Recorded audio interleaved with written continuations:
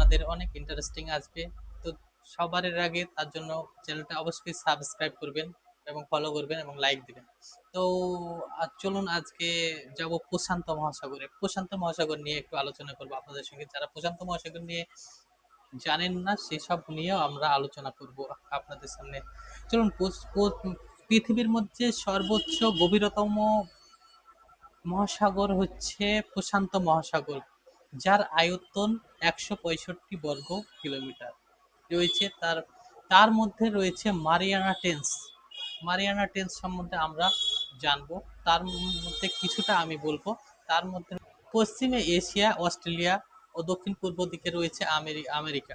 তো প্রশান্ত মহাসাগরের মধ্যে এমন একটা দ্বীপ রয়েছে, সে দ্বীপের মধ্যে একটা জায়গাটাই রহস্যজনক আমাদের মধ্যে থেকে যাচ্ছে। সেই রহস্যটা আমাদেরকে জানতে হবে এবং বুঝতে হবে।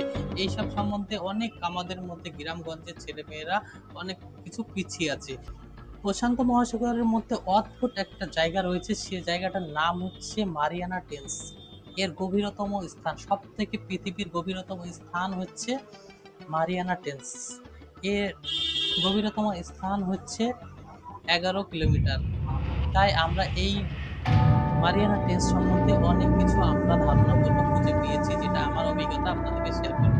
তো এই মারিয়ানা ট্রেঞ্চের মধ্যে রয়েছে, এর পানির চাপ প্রচণ্ড, অত্যন্ত চাপটা বেশি এর মারিয়ানা ট্রেঞ্চে। তাই এই মারিয়ানা ট্রেঞ্চের গভীরতম, উচ্চতম, সর্বোচ্চ ১১ কিলোমিটার। সব থেকে গভীরতম একটা স্থান রয়েছে, সেটা হচ্ছে মারিয়ানা ট্রেঞ্চ দ্বীপ।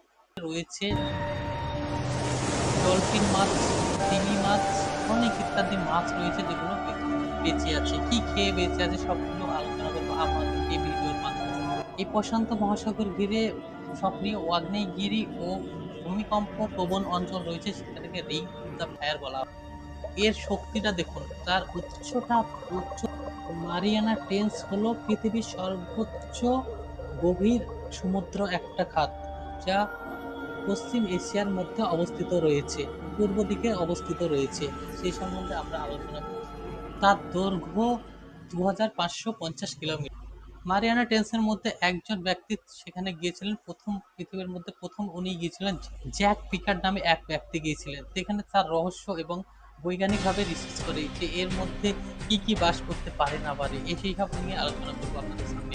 তো কি কি বাস করে চলুন দেখা যায়। কিন্তু যেসব ওর ভেতরে জীব রয়েছে, সেই সব জীবগুলো বেঁচে আছে কিনা, কি এর মধ্যে রয়েছে গভীরতম একটা স্থানের ভেতরে, তার সূর্যের আলো তার দিকে পৌঁছায় না, গভীরতম স্থানের দিকে কিন্তু পৌঁছায় না।